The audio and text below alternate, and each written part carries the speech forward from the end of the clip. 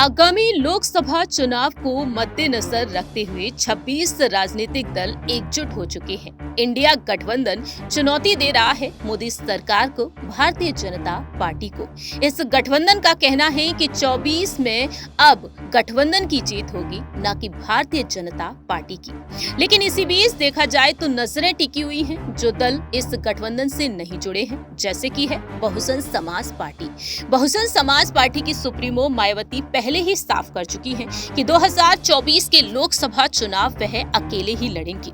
लेकिन कई ऐसे दल हैं जो चाहते हैं कि बसपा भी इस गठबंधन में शामिल हो जाए। आपको जानकारी दे दें कि अब आरएलडी पार्टी चाहती है कि बहुजन समाज पार्टी भी इस गठबंधन में शामिल हो। जी हां, आरएलडी के प्रमुख जयंत चौधरी के कई करीबी नेता चाहते हैं कि अब बीएसपी को इससे जुड़ जाना चाहिए। मायावती ने जहां एक तरफ साफ तौर पर कह दिया है कि अकेले लोकसभा चुनाव लड़ेंगी, लेकिन इस पार्टी के नेताओं की एक बैठक में इस तरह के सुझाव दिए गए हैं। नेताओं का कहना है कि दलित, मुस्लिम और जाट वोटर्स का समीकरण पश्चिमी यूपी में बीजेपी का खेल बिगाड़ सकता है। बीते पिछले लोकसभा चुनाव में पश्चिमी यूपी की कई सीटों पर गठबंधन के उम्मीदवार चुनाव जीतने में कामयाब रहे थे। मुरादाबाद मंडल में बीजेपी अपना खाता तक नहीं खोल पाई थी। बिजनौर, नगीना, मुरादाबाद, अमरोहा, संभल और रामपुर लोकसभा सीटें गठबंधन के हिस्से में चली गई थी। ऐसे में देखा जाए तो सहारनपुर की सीट बीएसपी ने जीत ली थी, जबकि मुजफ्फरनगर और मेरठ में गठबंधन के उम्मीदवार बीजेपी से बड़े मामूली अंतर से हार गए थे। लेकिन बात की जाए यहाँ पर पश्चिमी यूपी के 22 जिलों के बारे में, तो आरएलडी नेताओं की बैठक अगले लोकसभा चुनाव को लेकर बुलाई गई और यहाँ पर कई अहम फैसले लिए गए हैं। जयंत चौधरी ने फिर से नेताओं से फीडबैक लेना शुरू कर दिया है। राजनीतिक हालातों को देखते हुए यहाँ पर कई अहम फैसले लिए जा रहे हैं। नेताओं के मन की बात को सुना जा रहा है। ऐसे में पार्टी के अधिकतर मुस्लिम नेताओं का कहना है कि बिना बीएसपी के गठबंधन को बहुत फायदा नहीं होने वाला।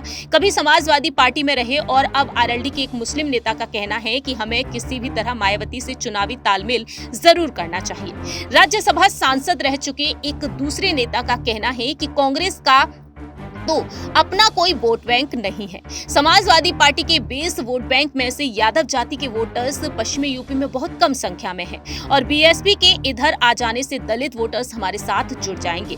बैठक में यहाँ पर एक और आरएलडी के नेता का कहना है कि घोसी के चुनाव में ये भ्रम टूट गया है कि बीएसपी के वोटर्स समाजवादी पार्टी के साथ नहीं जा सकते।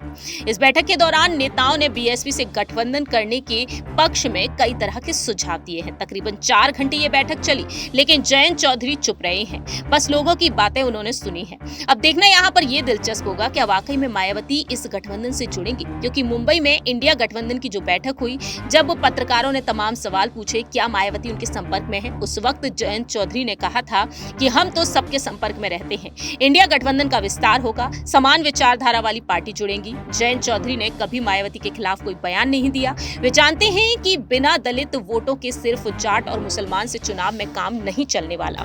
ऐसे में यहाँ पर यह देखना दिलचस्प होगा कि वाकई में यहाँ पर मायावती इस गठबंधन से जुड़ पाएंगी या फिर नहीं। दूसरी ही तरफ है भीम आर्मी के संस्थापक चंद्रशेखर आजाद, जो अखिलेश यादव की समाजवादी पार्टी से जुड़े हैं और आरएलडी से जुड़े हुए हैं। ऐसे में मायावती के साथ उनका जिस तरह से रिश्ता देखने को मिला है, 36 का आंकड़ा देखने को मिल रहा है इस वक्त, तो यहाँ पर मायावती तमाम राजनीतिक हालातों को देखते हुए इस गठबंधन से जुड़ेंगी या फिर नहीं, ये वक्त के साथ साथ ही देखना होगा। इस खास रिपोर्ट में इतना ही। तब तक के लिए आप देखते रहिए नेक्स्ट 9 न्यूज।